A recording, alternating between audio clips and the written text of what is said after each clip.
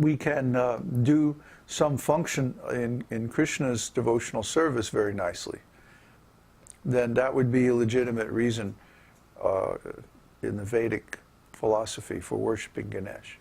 But if we worship Ganesh for our own material benefit, well, what are we doing?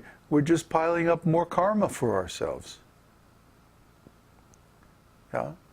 Even if we're successful in pleasing a demigod, which is not very easy for us today, we have very little knowledge or facility for these kind of rituals, but even if we are, then the only benefit that they can give is material, and that's going to entangle us in material existence even more. We'll have to take another birth to come back and experience the blessing or the benefit from this demigod worship. So what's the point of it? You know? It keeps coming back to worship of Kṛṣṇa. The Vedas keep coming back again and again and again to worship of Kṛṣṇa. Even though they may speak about demigods, they ultimately talk about worship of the Supreme. So to get hung up in the worship of the demigods means we have some material desires. But the Vedas counsel us to give up all material desires and simply worship Kṛṣṇa. So why don't we just do it? You know, it's like, I don't get it. You know? It's like, why should I give, you know, let's say Uddhava needs $100 to go out and buy some software or something. So why don't I just give the money directly to Uddhava? Why should I give it to Kanai, who gives it to Anandavardhana, and then gives it to Uddhava? What's the point of it? See? Similarly, what's the point of worshiping some demigod when they're just going to go to Kṛṣṇa and say, well, oh, this devotee is worshiping me and he wants this, is it okay? And then Kṛṣṇa either okays it or he doesn't. See? Why not go directly to Kṛṣṇa? Why go through intermediary when you can go directly? And the answer is, people do that because they have material desires and they know that Kṛṣṇa won't grant them. So they go to the demigod, hoping that the demigod will convince Kṛṣṇa that it's okay. Yeah, loophole, right. So, I mean, if you have material desires, you can also get the results by worshiping Kṛṣṇa. So again, why worship demigods? There's a shloka, a very beautiful shloka in the 9th canto, that if you have no material desires or all material desires, either way, you should worship Govinda. Because he's the master of all the demigods, and so if he gives permission, then demigods can satisfy you in every way, materially, and at the same time you'll get spiritual benefit too. That's why we advise our students to chant Vishnu Sahasranam if they have any material desire, and you'll find that all the names of the demigods are in there. Why?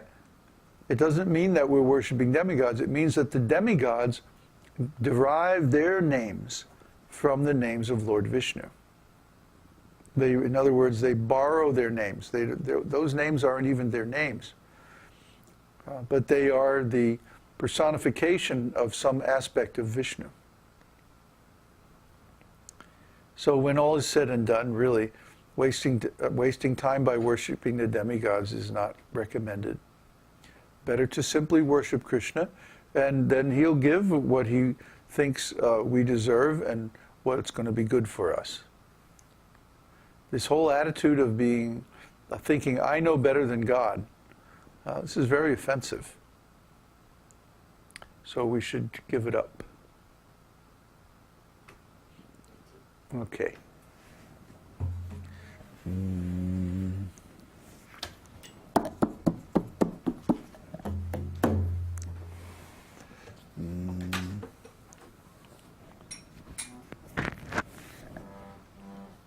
F sharp.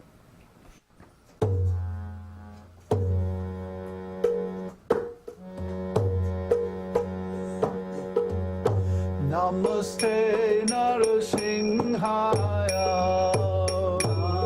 Namaste Narasimhaya.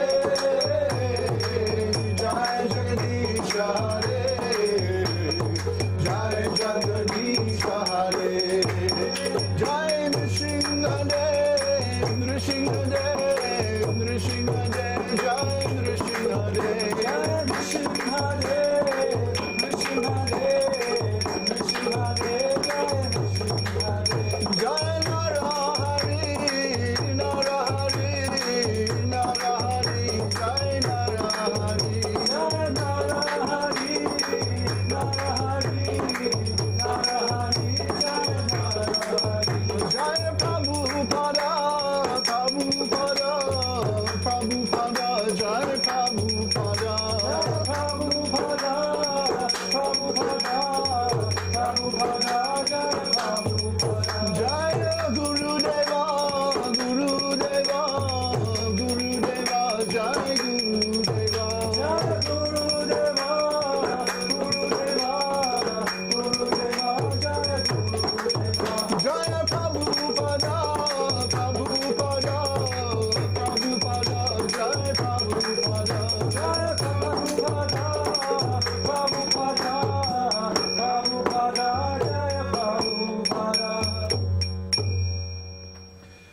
Jai Om Vishnupad Paramahansa Parivrajacacharya Saraswata Shri Śrīmad His Divine Grace A.C. Bhakti Vedānta Goswami Maharaj Srila Prabhupada Ki Jai.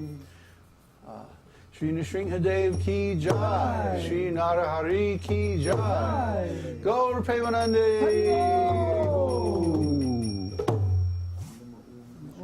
Namo Vishnupadaya Krishna Prishthaya Bhutale Śrīmad Bhakti Vedānta Swami Namaste.